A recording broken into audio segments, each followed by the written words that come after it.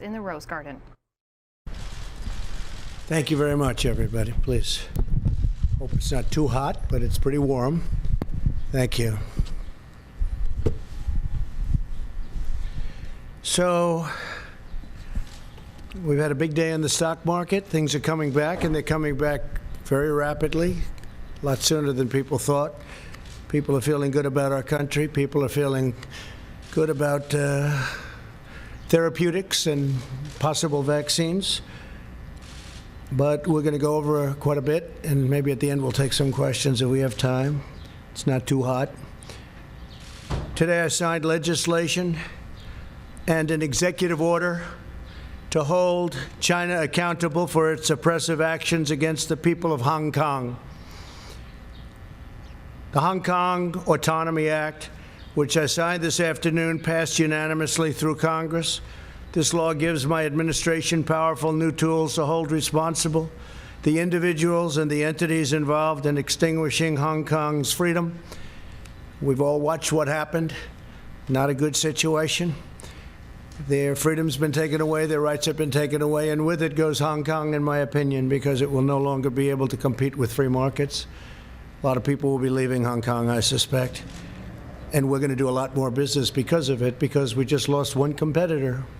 It's the way it is. We lost a very, very serious competitor that we incentivized to take a lot of business and do well. And we gave them a lot of business by doing what we did. We gave them things that nobody else had the right to do. And that gave them a big edge over other markets. And because of that edge, they've done really historic business, tremendous business, far bigger than anybody would have thought years ago when we did this gift. It was really a gift to freedom. Today I also signed an executive order ending U.S. preferential treatment for Hong Kong. Hong Kong will now be treated the same as mainland China. No special privileges, no special economic treatment, and no export of sensitive technologies. In addition to that, as you know, we're placing massive tariffs and have placed very large tariffs on China. First time that's ever happened to China. Billions of dollars have been paid to the United States, of which I've given quite a bit to the farmers and ranchers of our country because they were targeted. And that's been going on for 3 years. It's the first time anybody's ever done anything like that. And prior to the plague pouring in from China, they were having the worst year, as you know, in 67 years. And I don't want them to have a bad year. I want them to have a good year. But they were taking advantage of the United States for many, many years. And that's stopping. But then the virus came in, and the world is a different place. But we're now getting back, and one of the reasons the market's doing so, it's almost at the point that it was at prior to the plague. Almost. We're getting very close. It's a great thing. It's an amazing thing what our people have done and what they've endured. No administration has been tougher on China than this administration. We imposed historic tariffs. We stood up to China's intellectual property theft at a level that nobody's ever come close. We confronted untrustworthy Chinese technology and telecom providers. We convinced many countries, and I did this myself for the most part, not to use Huawei because we think it's an unsafe security risk. It's a big security risk. I talked many countries out of using it. If they want to do business with us, they can't use it.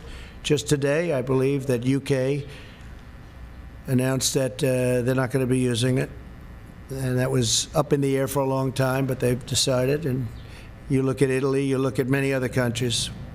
We withdrew from the Chinese-dominated WHO, and we fully rebuilt the United States military. The WHO, World Health Organization, we were paying close to $500 million a year.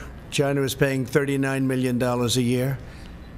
And China had too much say. They worked it very hard, which is a bad thing done by our past administrations. But we were tough, and we were saying, I was asking, I said, why are we paying so much more than China? China has 1.4 billion people. We have 325, probably 325 million approximately. Nobody can give the exact count. We're trying to get an exact count, but you have, over the years, many illegals who have come into the country, so it depends on how you want to count it. But you could say 325 to 350 million people as opposed to 1.4 billion people. And the world trade is terrible. That deal is terrible. And the world health is a terrible deal. We've been very tough on the World Trade Organization, and we've been, I guess, as tough as you can get on world health. We withdrew our money. We told them we're getting out. Doesn't mean that someday we won't go back in. Maybe we will when it's correctly run, but they made a lot of bad predictions, and they said a lot of bad things about what to do and how to do it, and they turned out to be wrong. And they were really a puppet of China. And make no mistake, we hold China fully responsible for concealing the virus and unleashing it upon the world. They could have stopped it. They should have stopped it. Would have been very easy to do at the source when it happened. In contrast, Joe Biden's entire career has been a gift to the Chinese Communist Party and to the calamity of errors that they've made. They made so many errors, and it's been devastating for the American worker. China has taken out hundreds of billions of dollars a year from our country, and we rebuilt China. I give them all the credit in the world. I don't give the credit for the people that used to stand here, because they allowed this to happen, where hundreds of billions of dollars were taken out of the United States Treasury in order to rebuild China. There's no company and no country in the world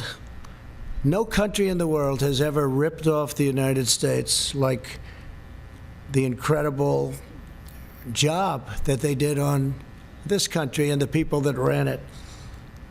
Possibly it's one of the reasons, certainly it's one of the very big reasons, trade and things related to trade, that I got elected in the first place. I've been talking about it for a long time, along with many other subjects, frankly.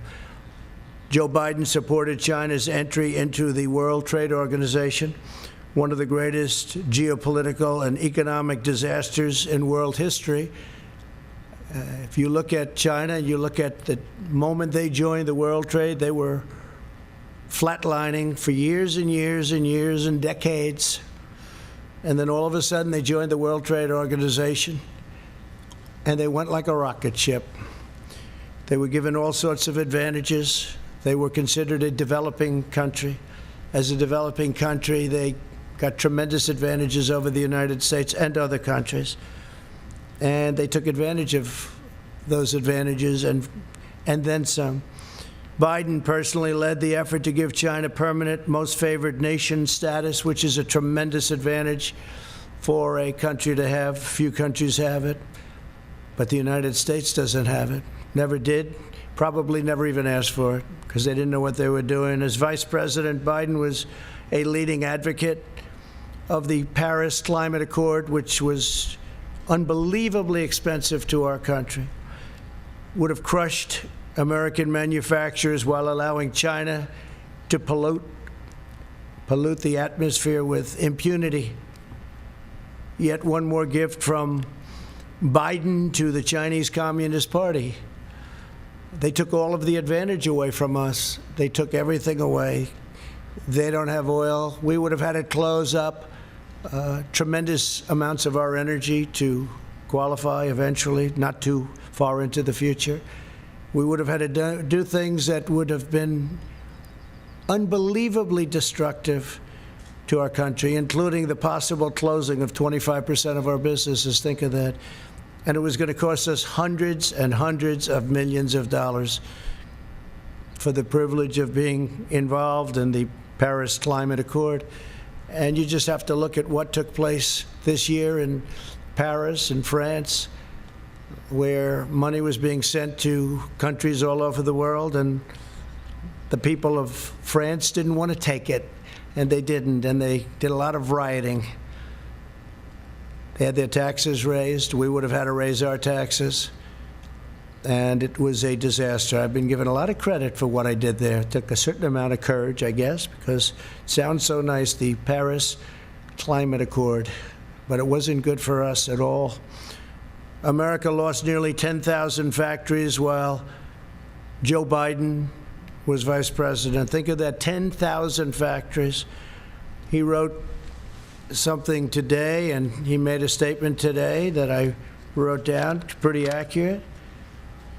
So Biden was here for 47 years, 8 years, the last 8 years, not long ago, as vice president, he said, 1 in 5 miles of our highways are still in poor condition. Well, we're doing a good job on highways, but why didn't he fix them 3 years ago? Why didn't he fix them?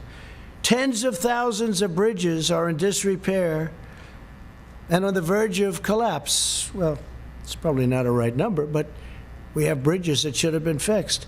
Why didn't he fix them? He was there for 8 years with President Obama. Why didn't they fix them? Tens of thousands of bridges. This is what he wrote. High-speed broadband. We want high-speed broadband. Well, why didn't he get it? 3 years ago is not a long time.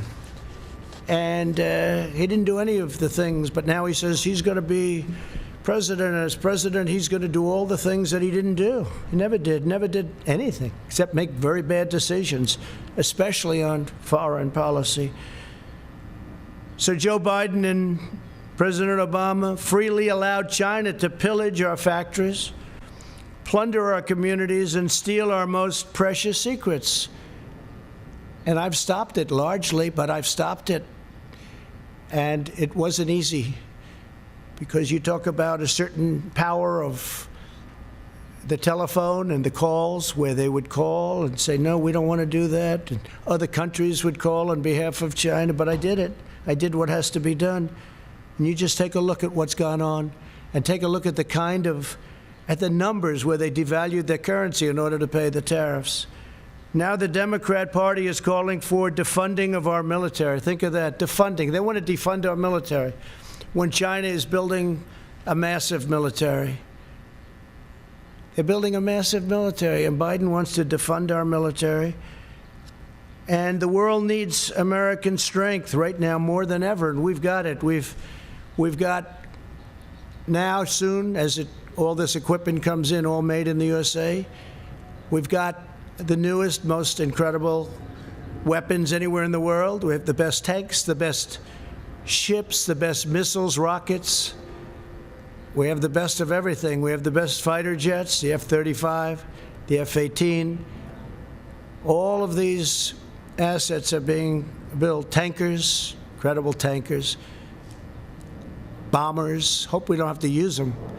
But we have the most incredible military. When I came in, the military was totally depleted. It was at a level that was just absolutely incredible. You know the statements. I made the statements before. I told you what generals told me about our military. And I'll make them again. If somebody needs them, we'll give them to you. Very well documented. As vice president, Biden opposed tariffs, and he was standing up for China. He didn't want to do anything to disrupt the relationship with China, even though China was taking us to the cleaners. He opposed my very strict travel ban on Chinese nationals to stop the spread of the China virus. He was totally against it. Xenophobic, he called me. Xenophobic. A month later, he admitted I was right. We would have had thousands of people additionally die if we let people come in from heavily infected China. But we stopped it. We did a travel ban in January. Nancy Pelosi was dancing in the streets of Chinatown in San Francisco a month later, and even later than that. And others, too. They all thought what I did was a terrible mistake. We would have lost, in fact, Dr. Fauci said he would have lost thousands of additional people if President Trump had to do that. And I was a crowd of one, because even experts didn't want to do it. They thought it was a mistake. And then I did Europe when I started seeing what was going on in Italy and Spain and France and other countries in Europe. I did a ban on people coming in from Europe. That would have been disastrous for our country also. And we saved tens of thousands of lives, but we actually saved millions of lives by closing By closing up, we saved millions, potentially millions of lives. Could be a number that we're actually working on, but it could be 2 to 3 million lives. So we're at 135,000, which is terrible. One is too much. But we would have had millions of people dead from this curse that came at us. But we did what we had to do, and now we'll put out the flames as it happens. We have to get the schools open. We have to get everything open. A lot of people don't want to do that for political reasons, not for other reasons. But if we had listened to Joe Biden, hundreds of thousands of additional lives would have been lost. And if you look at the job he did on swine flu, I looked at a poll. They have polls on everything nowadays. And they got very bad marks on the job they did on the swine flu. H1N1. He calls it N1H1. H1N1. Got very poor marks from Gallup on the job they did on swine flu. And they stopped very early on testing. They totally stopped it. They just said stop. And frankly, if we didn't test, you wouldn't have all the headlines because we're showing cases. And we have just about the lowest mortality rate. But if we did, think of this, if we didn't do testing, instead of testing over 40 million people, if we did half the testing, we'd have half the cases. If we did another, you cut that in half, we'd have yet again half of that. But the headlines are always testing. Now, the testing is a good thing, but at the same time, it's fodder for the fake news to report cases. So we're doing 40 million plus, going to be very close to 45 million people. And when I turn on the news, I see cases, cases, cases. They don't talk about deaths being cut down to a level that actually tenfold they use. I got that from one of the very respected media outlets. Tenfold, cut tenfold deaths, but they don't talk about that. They talk about cases, and the cases are created because of the fact that we do tremendous testing. We have the best testing in the world. We now make ventilators for the world. We had very few ventilators. There wasn't one person in any hospital anywhere in this country that needed a ventilator that didn't get it. And that was because we mobilized to a level, using the Purchasing Act in some cases, we mobilized to a level that nobody thought possible. Nothing's happened like that since World War II. Our task force has done a great job. Mike Pence works so hard, it gets so little credit. Sad to see that, actually, but he works so hard, gets so little credit. The governors would tell us, we'd be on the phone with 50 different governors. They'd all tell us what a great job. And then they'll go to the media and say, well, they didn't do such a good job. Well, we did a great job. We made a lot of governors look fantastic. We did in New York. What we did in New York was one of the most incredible things. 2,800 bed in Javits Center, but the governor used very few of them, unfortunately. Then we moved in our great hospital ship, one of our two great. We moved one also to Los Angeles. And we could have used that for our senior citizens. We could have used it for other people. They could have used it instead of sending our seniors back into nursing homes that were infected, where you lost thousands of people. Thousands of people in New York died because of poor management by the governor.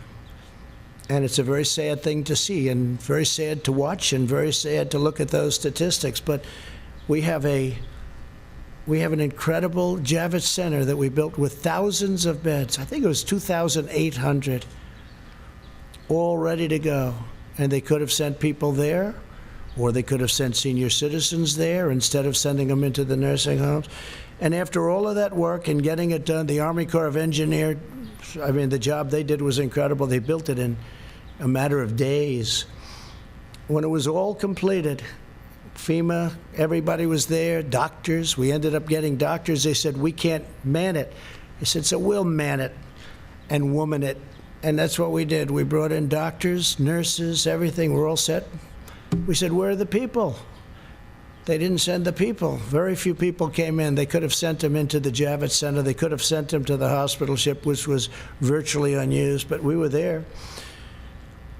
By contrast, my administration acted very early to ban travel from China, from Europe, saving all of these lives. Incredible.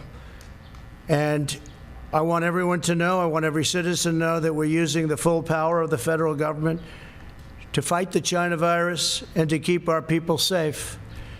Through Operation Warp Speed, we will deliver a vaccine in record-breaking time. We're doing very well on the vaccines. We have many, many different vaccines being studied right now, many of which are looking really good. And we're ready to distribute the vaccine when we get it. We're all set, taking a risk, an economic risk of preparing for delivery because we feel very certain it's going to be there. But logistically, we have our military ready to go. We have generals, that's all they do is distribute things, and they're going to be distributing hopefully a vaccine or a therapeutic, and it's coming out really well. And I think you're going to have some good news very, very quickly having to do with the vaccines. We're also working with many other countries on the vaccine. Many countries are working with us. We're unleashing our nation's scientific genius to kill the virus. Joe Biden didn't just side with China on the virus. He did. He called me, again, xenophobic. That's what he said. You all heard it many times. He described the rise of China as, quote, a very positive development. Not a positive development. Not for us, it's not. He said that the idea that China is our competition is really bizarre. He's really bizarre. He said China's not a problem. No. Nobody's ripped us off more than China over the last 25, 30 years. Nobody close. And he says China's not a problem. Now he takes it all back now. Now he wants to be Mr. Tough Guy. But for years, 47 years, he never came out against China, never said anything bad, just the opposite. His son walked out with $1.5 billion of money to invest, where he'll make hundreds of thousands of dollars, maybe millions of dollars a year. Walked out with $1.5 billion. I asked one of the biggest people on Wall Street, maybe the biggest, is that possible? He said no. He's never seen it. They don't do that. But Hunter, where's Hunter? Where is Hunter, by the way? Hunter Biden walked out with $1.5 billion. In Ukraine, he got $83,000 a month and I guess an upfront payment of $3 million. So he went from not having a job to getting $83,000 a month with a lot of money paid up front to work for Burisma. And you all know about Burisma. But nothing happens, nobody cares. And he was unemployed, as you know. He was unfortunately forced to leave the military. He was forced to leave. Didn't have a job, and all of a sudden he's making a fortune. But nobody talks about that. Indeed, Biden expressed more fawning praise about China on an ordinary day than about America.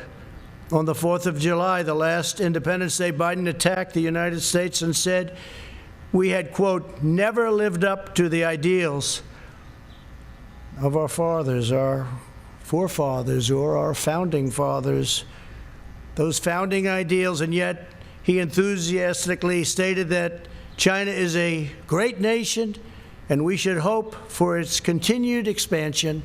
Well, we all wish well to China, but what China's unleashed on the world, it's hard to even fathom. I see people now, friends of mine, they walk up, they want to say hello, and they have to keep their distance, and they're all covered up like you're all covered up with face masks.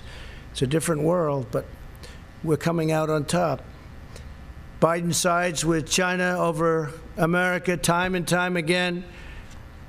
And he said on the 4th of July, American history is no fairy tale, and yet blindly celebrates China, saying few nations in history have come so far, so fast. He's so proud of them.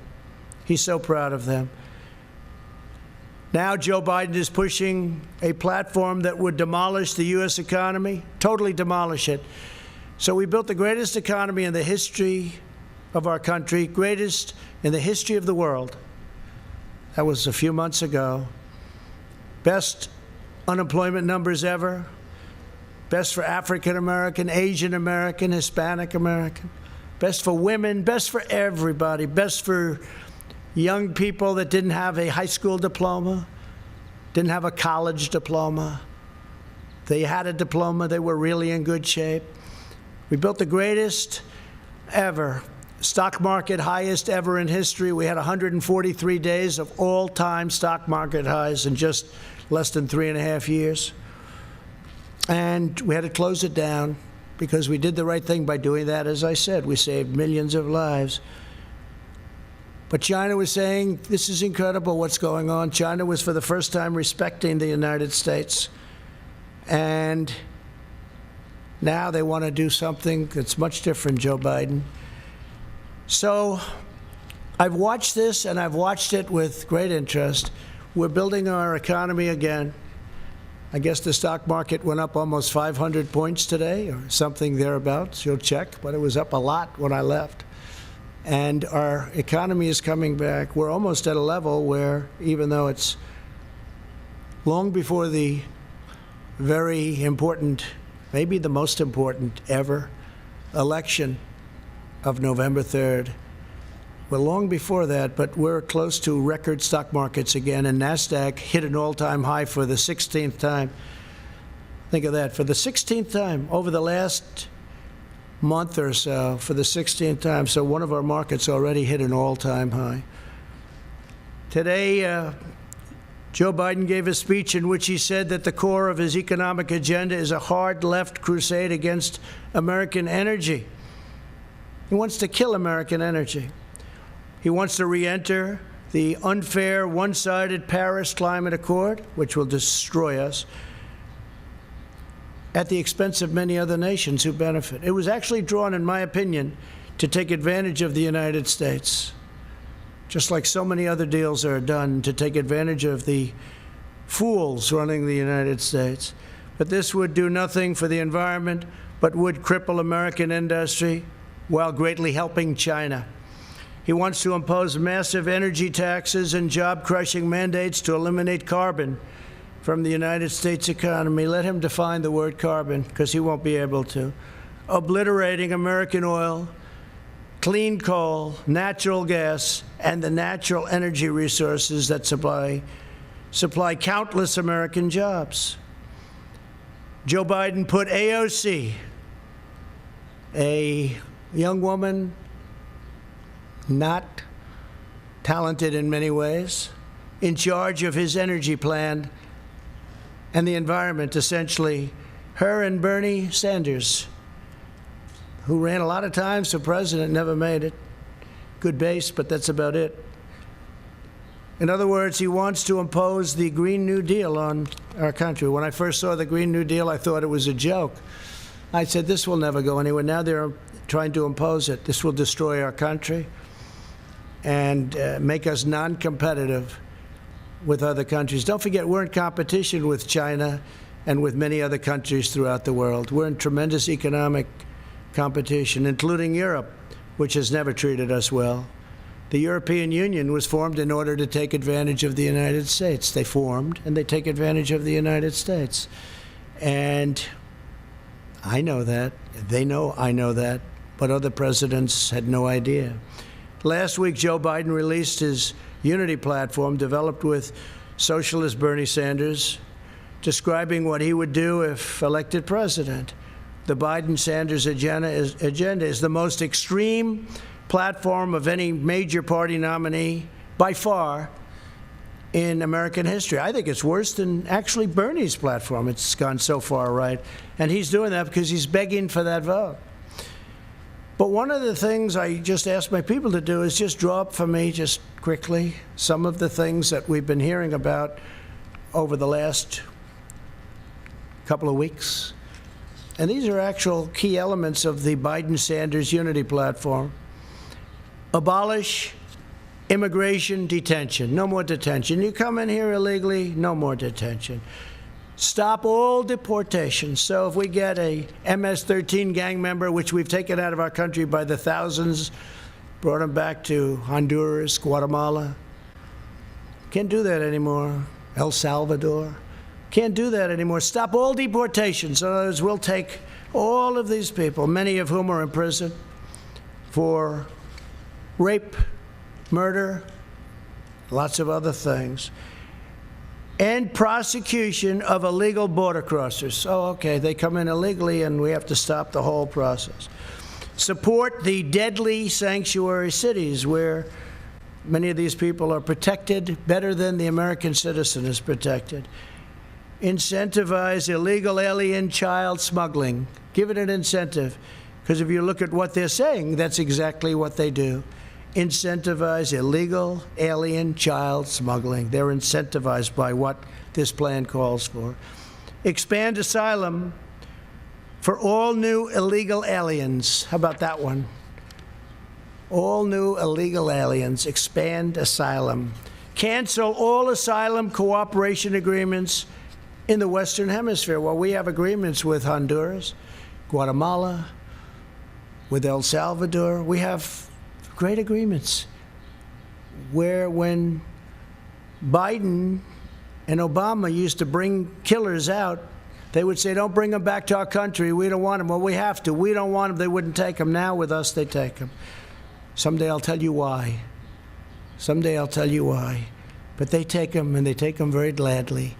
They used to bring them out, and they wouldn't even let the airplanes land if they brought them back by airplanes. They wouldn't let the buses into their country. They said, we don't want them.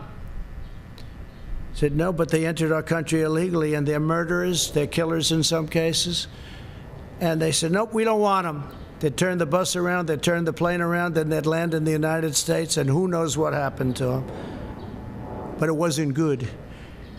Taxpayer-funded lawyers will be given to all illegal aliens. So we're going to pay now for the lawyers' lobby, and we're going to give all illegal aliens taxpayer-funded lawyers. How does that sound? Pretty good?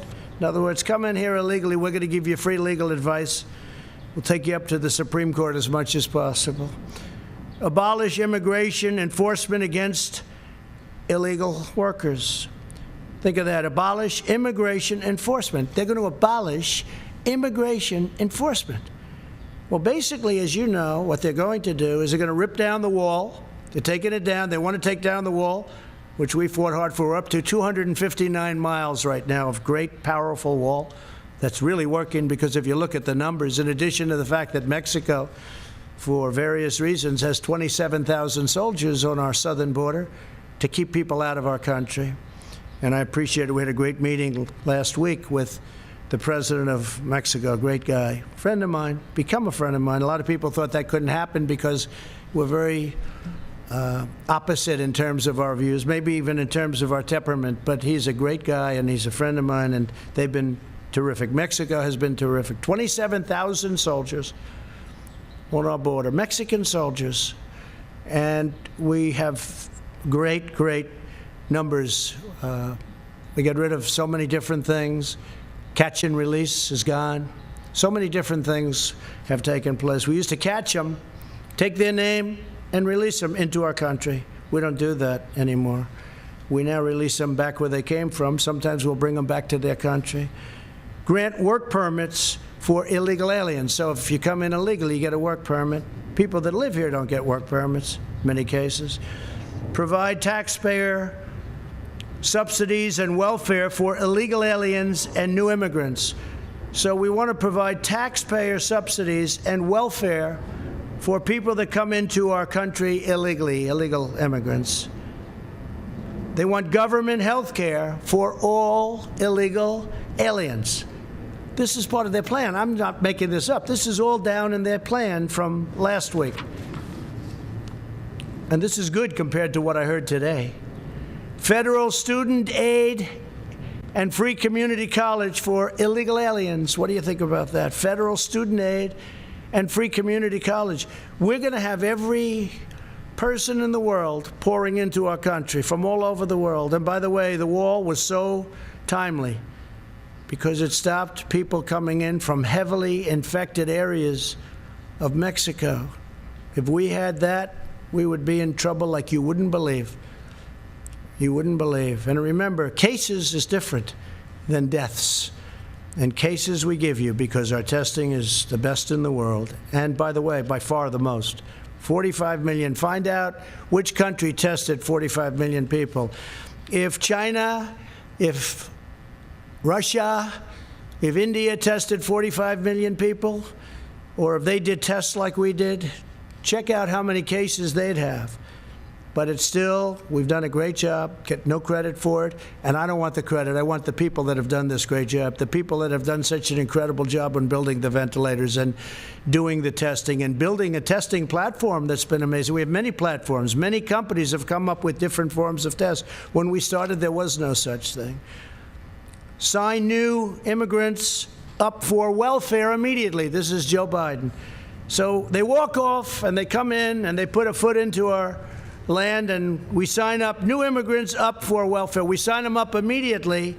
They get welfare benefits. United States citizens don't get what they're looking to give illegal immigrants.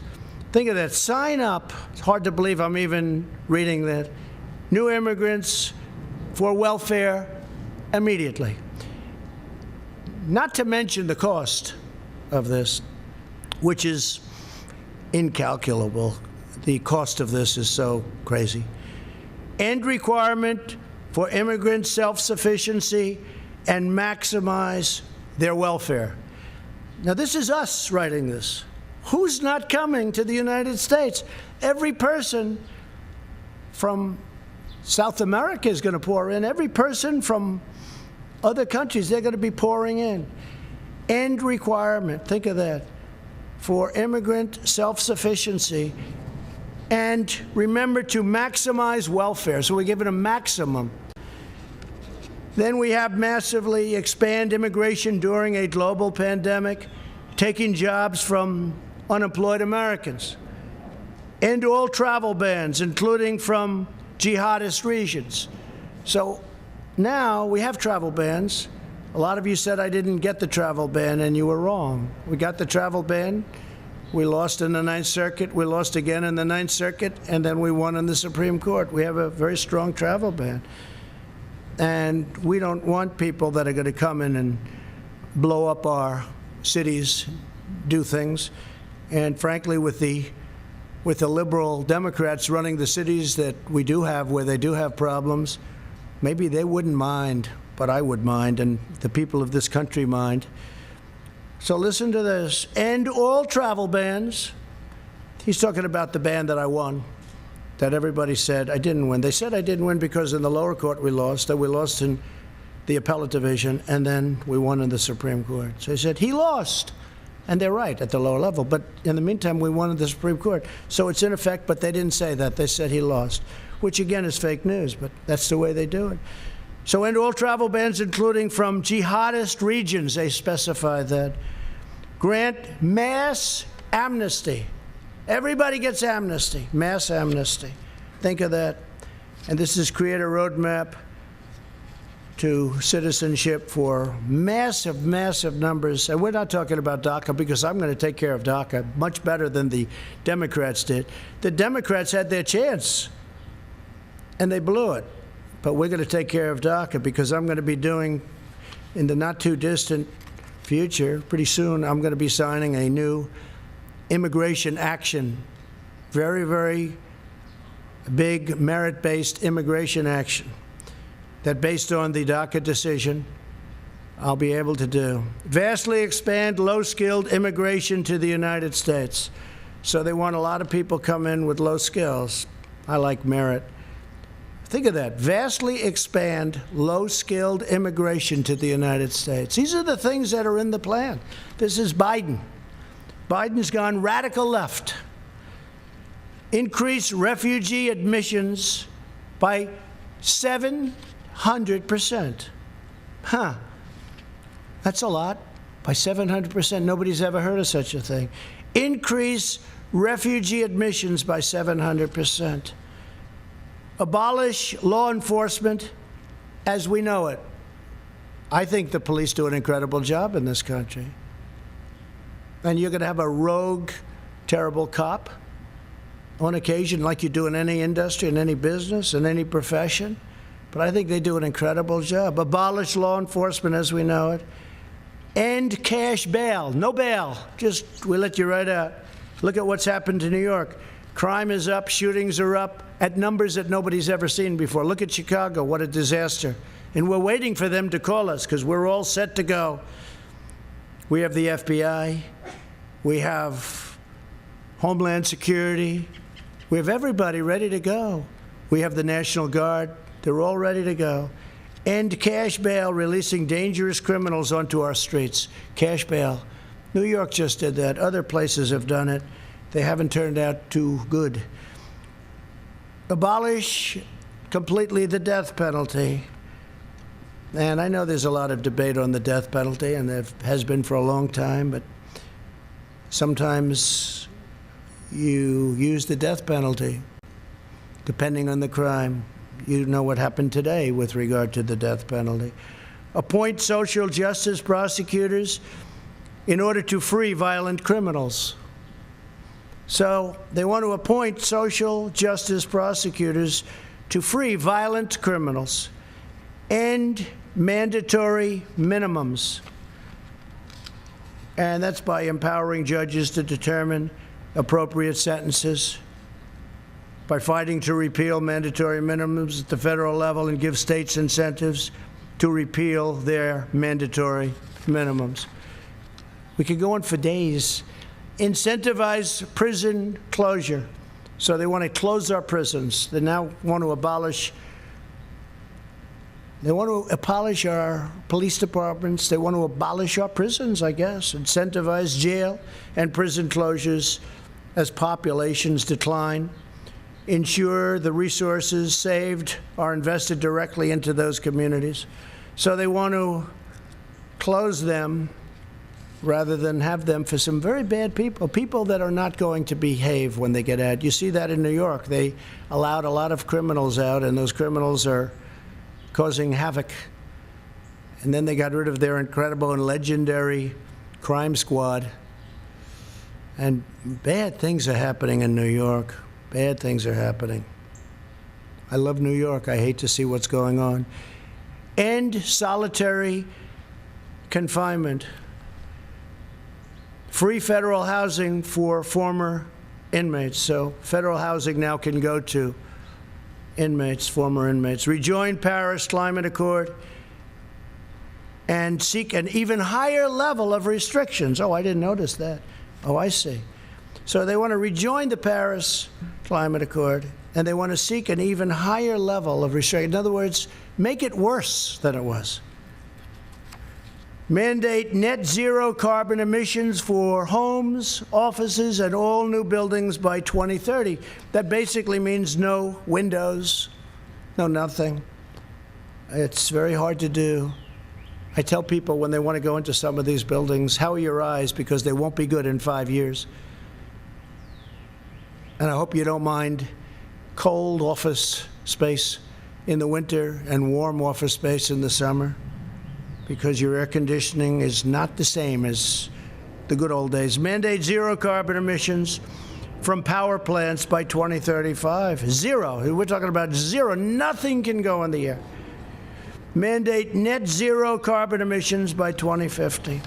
And I believe he's changing that. He's bringing it down. He wants no petroleum product. He wants no oil or gas.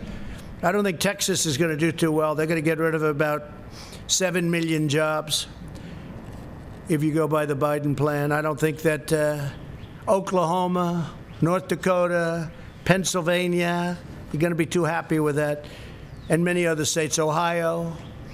Mandate all 500,000 school buses and all 3 million government vehicles be changed to zero-emission vehicles within 5 years. I've heard of worse than that.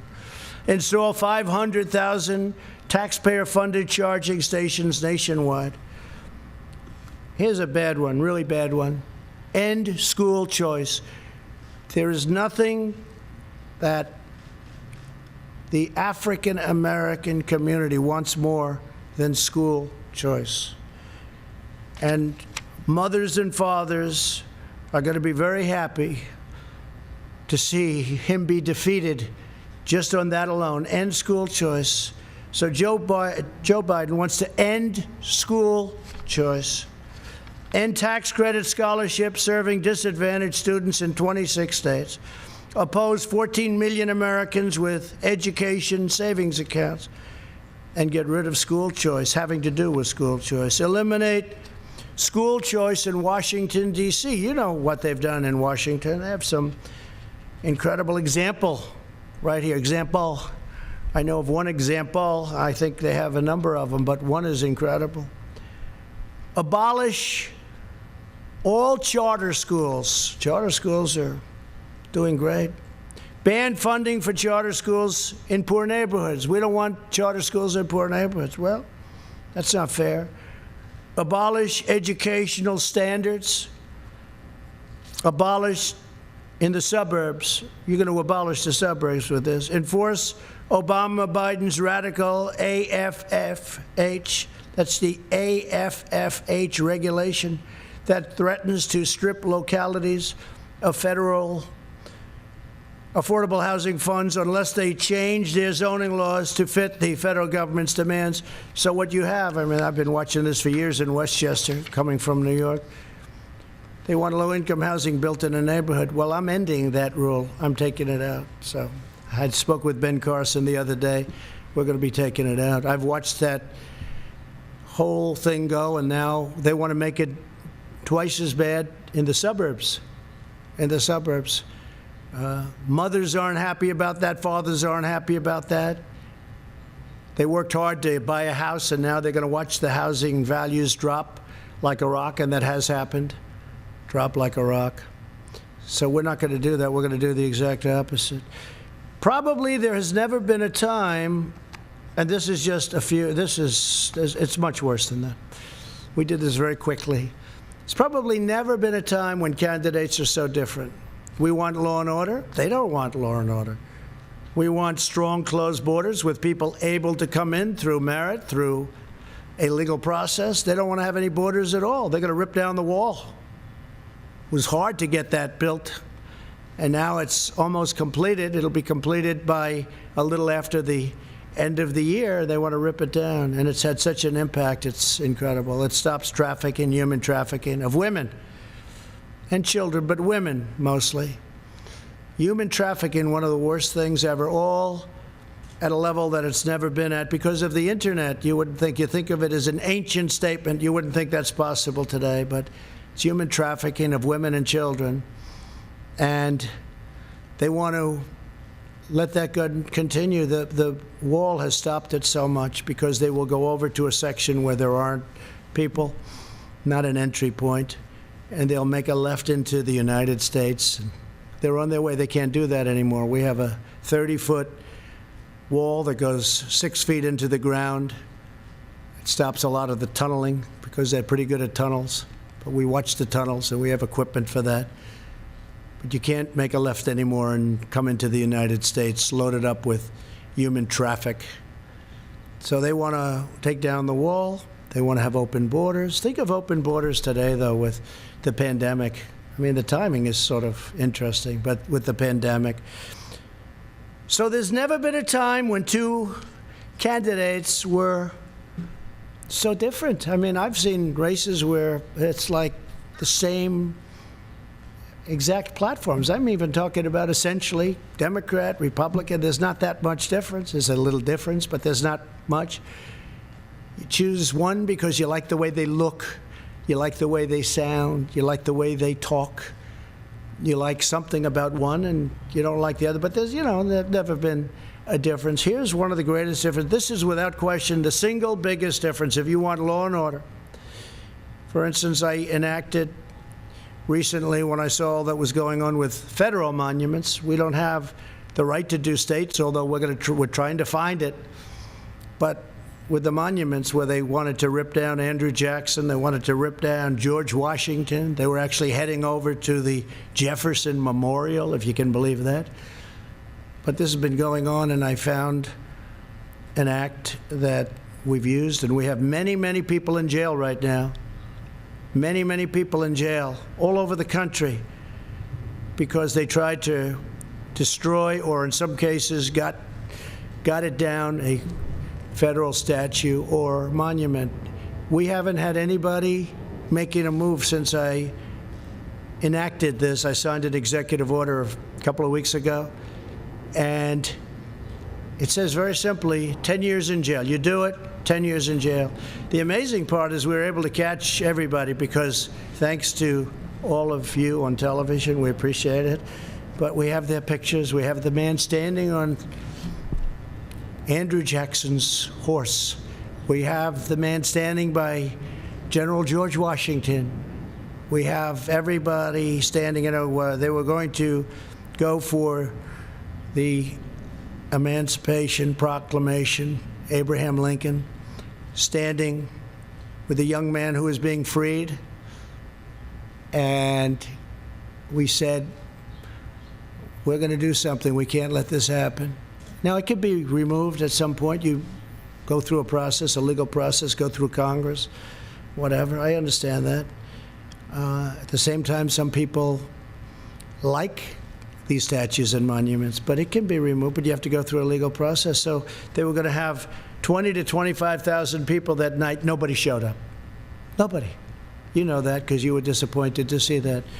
The next night, I believe 22 people showed up. They said, we're going to make it Friday night instead. And 22 people showed up. 4 were actually arrested because we have pictures of them knocking down other statues. So they're in jail now. So there has never been an election where we've had this kind of difference. We want strong borders. Without borders, you've heard me say it 1,000 times, without borders, you don't have a country. They don't want to have borders. They want to have open borders. It's radical left, and it'll destroy our country. 20 years ago, Venezuela was a very rich country, one of the richest anywhere. Per capita, one of the richest, tremendous oil reserves. Now they don't have water. They don't have food. They don't have medicine. We do everything we can to take care of the people, but they have nothing. And that's exactly the ideology that you have going over here. If I wasn't there to stop it, if I wasn't here to say, no way, that's not going to happen, we'd be in some mess. We'd be in some mess. And Pelosi and Schumer and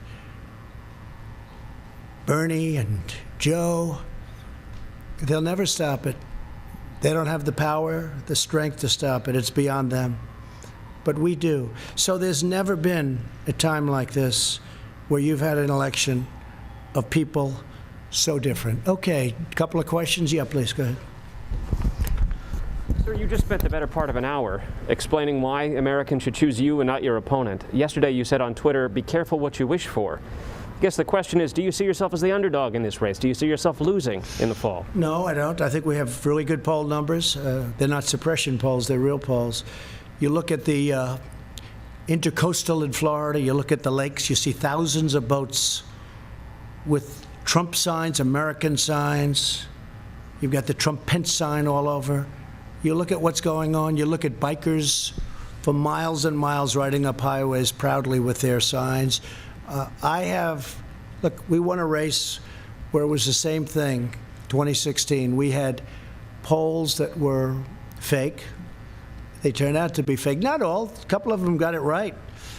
3 of them, to be exact. 3 of them. One of them was unsuspecting. But they got it right. They were very proud of it. But we had in 2016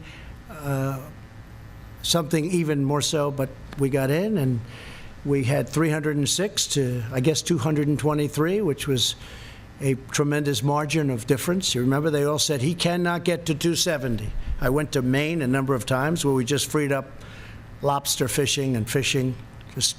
They took away 5,000 square miles from Maine. I just opened it up, and I just got rid of tariffs in China, and we're working on European Union, which charge our fishermen tariffs.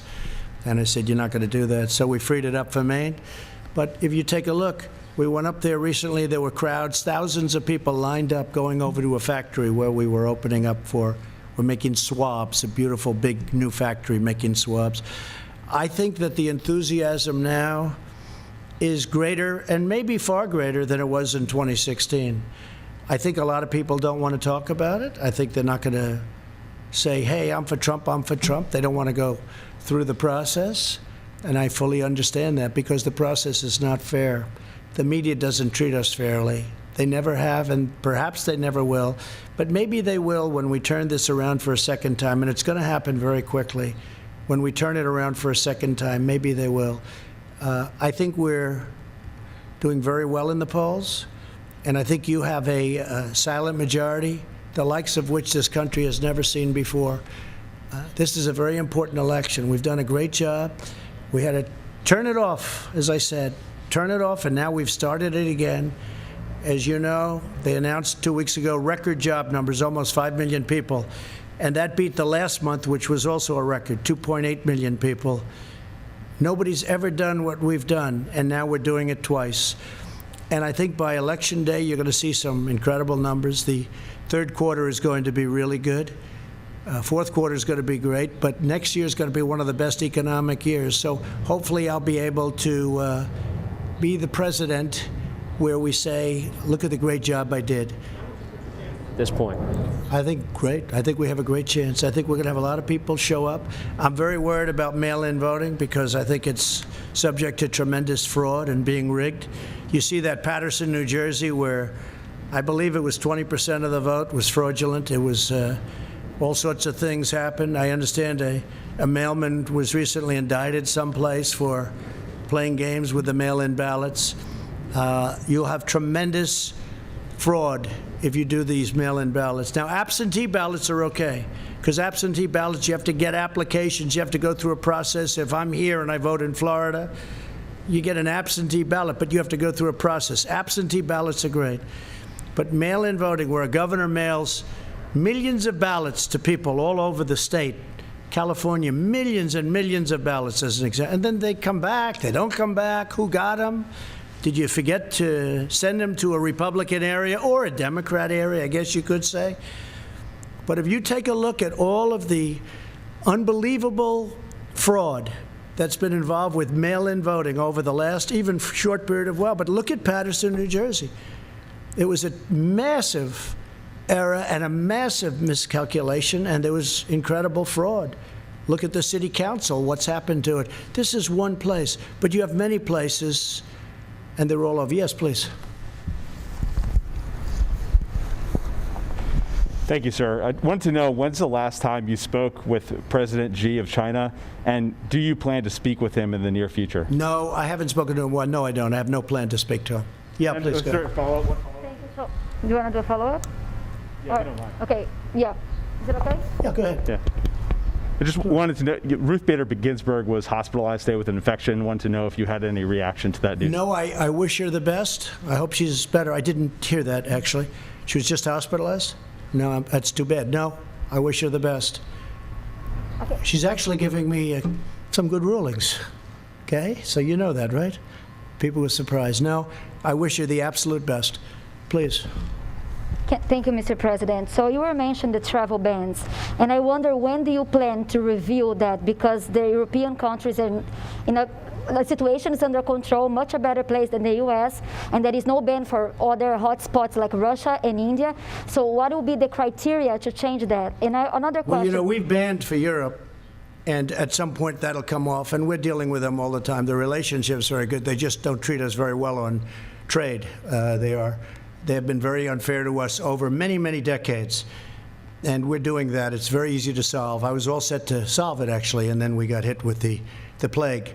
But we have a travel ban on various countries, and that travel ban remains until such time as we say it doesn't remain. And We want our country safe. We don't, unlike Biden, we don't want to have criminals pouring into our country. We don't want to have open borders. We're not going to have that. And we want to take care of our police. We want to actually fund our police, not defund them. And we're not going to abolish our police, and we're not going to make our military small and weak, because probably, or at least at top of the level, we need our military right now. Yeah, go ahead, please. So how do you think that the America First policy can work during a pandemic? Aren't you concerned that this could actually damage the U.S. and make China more influence around the world? Okay, look, my policy is America First. We've lost hundreds of billions of dollars a year with China and many other countries. And what we're doing is just handing everybody everything. It's just sad. I've watched it. I've looked at it. We did the U.S.-Mexico. You saw that, USMCA. We made a very fair deal on trade. We had the worst deal ever, right? You know that. We had the worst deal ever, and it replaced that. It replaced that horrible NAFTA deal that was one of the worst trade deals ever made. I'll tell you, the only deal that might be worse is the WTO, World Trade Organization. Maybe worse. OAN, please. Thank you, Mr. President.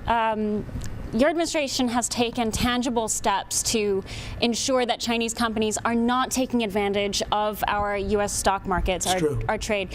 Last week, your administration sent a letter to the Railroad Retirement Board asking them to reconsider investments in Chinese defense firms. Meaning not to invest. Correct. That's correct. So where is that request now, and are you taking tangible actions to ensure that U.S. investments don't continue to fund defense firms in China? And you'll see more coming. This was a very important bill that we signed, but you're going to see more coming over the next short period of time. But yes, we don't want them investing in Chinese military companies, okay? Letters, I mean, what actions can be taken to ensure that does not happen? Well, you have a lot of actions we can take, including the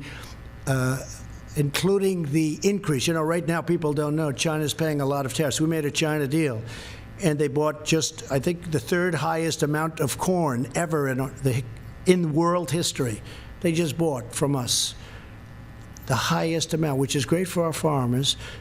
But I view it differently than I did before I made the deal. When I made the deal, I thought this was a great deal. After what happened to us, what happened to the world coming from China, I view it much differently.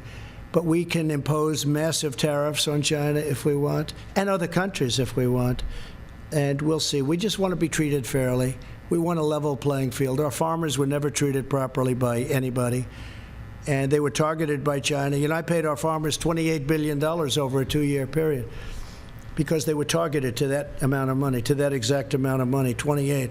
It was $16 billion, and it was $12 billion, 28 over a 2-year period.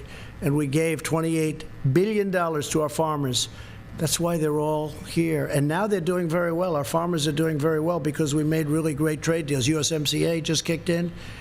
The China deal, they're buying a lot. They are buying a lot. We'll say that. They're buying a lot. A lot of people ask, how are they doing on the trade deal? They're buying a lot. So I want to thank everybody, and we'll be having these conferences. Again, we're going to be signing an immigration act very soon. It's going to be based on merit. It's going to be very strong. We're going to work on DACA because we want to make people happy. And I'll tell you, even conservative Republicans want to see something happen with DACA. The Democrats had their chance for 3 years to do something with DACA, and they always turned it down.